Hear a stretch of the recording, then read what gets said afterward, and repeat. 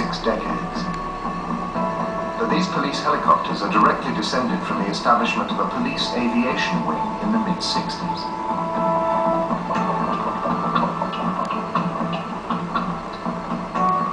Well, in the earlier days, they thought of having an air wing, and that was in 1965 when they deployed the first helicopter, which is called the Scout, and it's British made.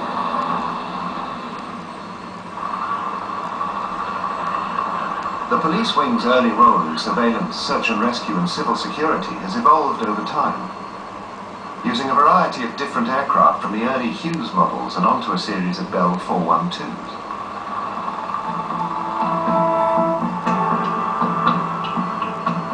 In the early days, the wing enjoyed the strong support of His Highness Sheikh Isa bin Salman, and more recently, His Majesty King Hamad bin Isa. I think we are lucky and fortunate to have His Majesty supporting the police aviation, and that's why we have the expansion of the police aviation and with all the latest aircraft